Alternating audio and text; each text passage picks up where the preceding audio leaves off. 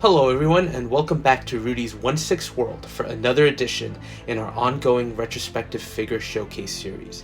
Today we're veering away from the norm, and we'll be looking back at the T-600 from Terminator Salvation. And I'll start by apologizing for not posting as much these last few days, but work has been insane the past few weeks, and I'm also still waiting for some of my pre-orders to come in, namely Shang-Chi, Sam Wilson Cap, 7 of 9, and Chakotay. Anyway, going back to our current topic, there was a time for us collectors when Hot Toys wasn't propelled by the MCU or Star Wars, or even DC. There was a time when they dug deep into the Predator, Aliens, and Terminator lines. And I know that's how they ended up catching my attention in particular. And I think if you've been collecting for any period of time, you know that Hot Toys did do an amazing job with those licenses, giving us some great figures, including some great characters from Terminator and Terminator 2. So let's delve into a little history first, because the franchise and also the figures related have been an interesting story. Terminator 3 was an okay follow-up, nowhere near the impact of the original or T2, which I think to many of us is the high point of the series, and a classic sci-fi movie in its own right that's earned its place as one of the best movies of all time. But I don't think it harmed the series overall. It was unfortunately just entertaining but forgettable, although it did have an amazing ending.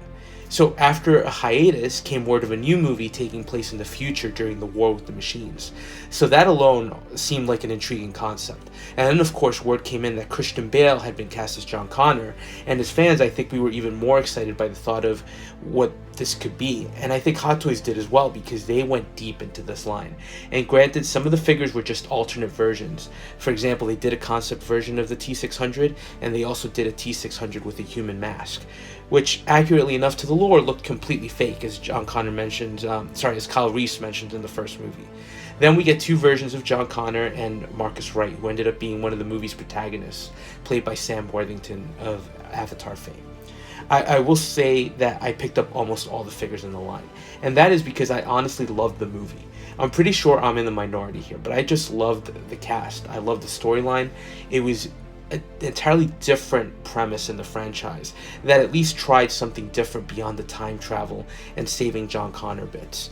Although it was also a departure in the James Cameron movies. The machine seemed like such an overwhelming force that couldn't be defeated, and in this one humanity did seem a bit stronger, with helicopters, submarines, A-10s, so it definitely had a different feel to it. But at the end of the day, I ended up liking it a lot. If you couldn't tell, I'm a huge fan of the series and the franchise, at least the first 4 movies, and I could really go on about it. I can even tell you that the original ending of the movie had John Connor dying and the Resistance putting John's skin on the Marcus Wright Endoskeleton. That would have been insane, and I'm glad they didn't choose to go in that direction. But again, the series just stopped there, and I would have loved to see them progress that future story a little bit more. Regardless, we're here to look at a figure, and as mentioned, this is the T-600 without masks or anything, just the machine itself. And it is a nice package, although not too heavily loaded. But besides the figure, which looks incredible, you get a very stylized base, which is actually pretty impressive, and you get his minigun along with an ammo pack, and that's it. So let's look at the accessories a little bit closer, and we'll start with the minigun. And look, Hot Toys has done a couple of these, and they've each been unique. We saw with the Punisher, we got one with the T2 T-800, and there's even one that comes with Chris Redfield from Resident Evil. Here we're getting another unique style that, unlike those other, is meant to be handled with a single hand, which for a human would be impossible, although you could argue that just operating a minigun in general for a human would be impossible. But since it's supposed to be operated by a machine, it makes sense that it would be a single-handed weapon. And it also includes a fairly long ammo belt that has a nice set of details showing each round. Now, this attaches to a backpack that is also interesting. With the Terminators, you would almost expect that the pack would be a little more machine-like, and instead they went with an almost human version of it with straps and clips.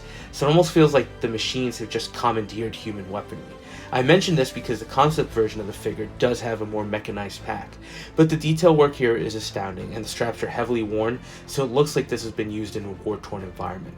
But again, when we saw the characters in T2, they had major plasma rifles, and they looked better or more advanced, so I'm guessing that as the story progressed, the machine tech continued to advance as well.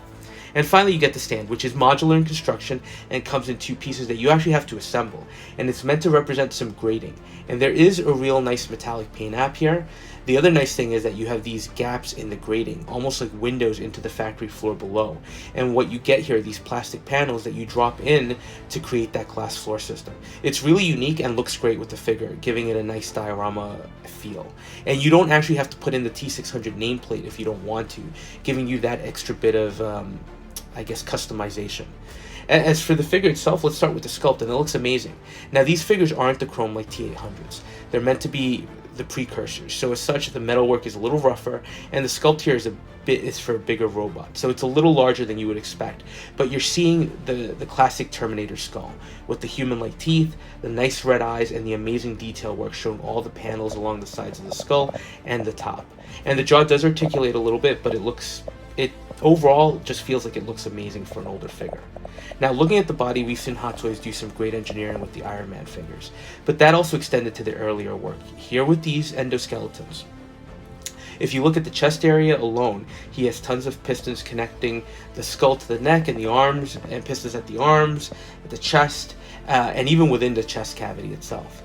And the nice bonus here, they're all fully functional, and that continues through to the waist with a few additional pistons along his sides, and the legs and the feet. And when you articulate the figure, it just looks amazing, and those pistons actually work. Granted, if these were present day, I would imagine Hot Toys would make these die cast.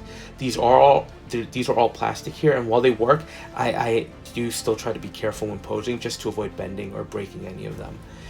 So these are older figures, about 14 years old to be exact, and I will say for an older release, it still holds up amazingly well, and I think visually they still stand out. Now, I know this isn't the classic T-800, but still a key figure that was referenced in canon as a precursor to the more advanced endoskeletons. And like I said, I do have a soft spot for the movie. So I am partial to the designs. I like the grungy, rusted, and dented look of the frame since it feels like it's a machine that's been in battle and dinged up. The T-600 does feel more brutish too. The elements in the design are just bulkier than the versions we'd seen before, and it's just a different type of combat chassis meant more for brute force attacks than the infiltrator units Kyle Reese discusses. And like I mentioned, Hot Toys did go deep in the line with a bunch of different versions of this figure, and a T-700 as well as a T-700 assembly piece. So together they look great, especially with the John Connor figures. So overall, I'm really happy to have this in the collection. And I will say, this was the last Terminator movie that I really did want figures from. Terminator Genisys, I honestly wasn't a fan of, and Dark Fate was interesting. I know there were a few third-party releases from those movies. I would be tempted to get a Sarah Connor from Dark Fate, but that would be about it. So other than that, I think I'd be interested to see what a modern Endo would look like.